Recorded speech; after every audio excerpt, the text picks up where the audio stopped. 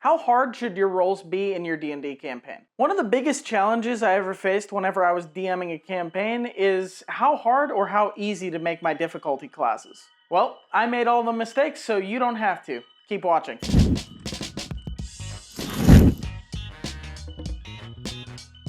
How's it going, everybody? I'm Tyler from Nat180, and today we're going to be talking about how to make your difficulty classes more accurate whenever you're DMing your campaign.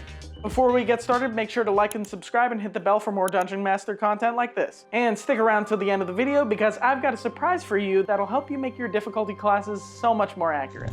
Difficulty class, or DC, is a way of measuring how difficult an action is. This can include a skill check, ability check, or saving throw. Now, difficulty class gets easier or harder depending on your player's stats. For example, if a player has high strength, they're going to be better at strength saving throws, but if they're not as charismatic, they're going to lose a little bit on their charisma. Everyone's got their own skills and weaknesses. With that, here's some things to consider about your difficulty classes. Let's start off with persuasion. For example, let's say one of your players are going up to buy something from someone. Maybe they're buying a loaf of bread, I don't know. Now, maybe the NPC says, this isn't any normal bread, this is ultimate bread, passed on from the heavens eons ago, or some nonsense. Your player calls BS. Naturally, they're gonna wanna haggle, so they'll probably roll persuasion. But what are they going to need to roll to succeed? Well, there are plenty of factors when determining this. How stubborn is the shopkeeper? How important or even accurate is the price of this bread? Whatever you decide, make sure it makes sense. There's only so difficult haggling for a piece of bread can be, even if the shopkeeper claims that it's a magical cure for leprosy. Up next, let's talk about deception, sleight of hand, stealth, and insight. Deception and insight are two sides of the same coin, and they can seriously vary as far as difficulty classes go. Just as a refresher, deception is to deceive, and insight is to tell when someone is lying or their intentions. Let's say one of your players is onto your secret villain.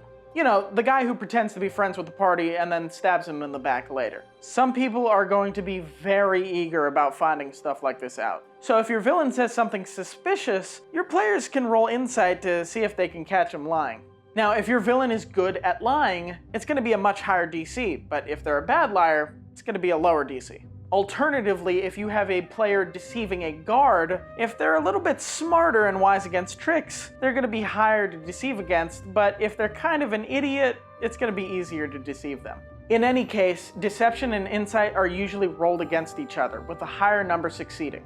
Sleight of hand and stealth are going to be very similar. Now, sleight of hand and stealth are typically reliant on perception, so this will all be dependent on whether or not the person getting stolen from or getting sneaked around has good eyesight or is good at spotting stuff. If you're wondering what numbers are going to be for which difficulties, keep watching. I've got that surprise for you at the end of the video. Alright, now let's get into our more knowledge-based rolls. Anything regarding religion, animal handling, arcana, survival, medicine, and a couple of others, that's going to rely on how knowledgeable the player is. Specifically, how hard something is to learn, or how rare knowledge is. If something is kept secret in some sort of magical temple, only the most advanced wizards or sorcerers or warlocks are going to know.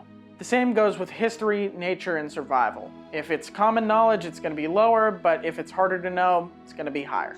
Now, I consider these last ones to be pretty easy, so I'm just going to blow through them real quick.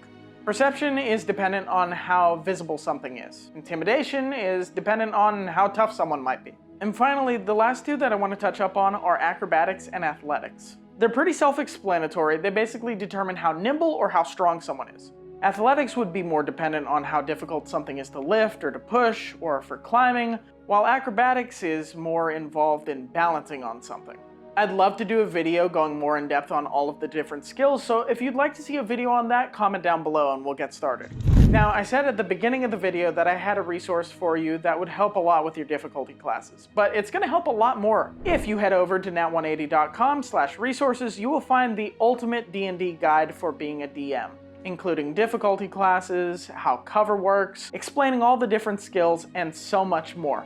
And the best part, it's completely free, because we think everyone deserves to DM, no matter what. It's an awesome tool, and it'll help you take your DMing to the next level. With that, guys, thanks so much for watching. Make sure to like and subscribe, and hit the bell for more DM content. I've been Tyler. Thanks for watching. I'll see you next time.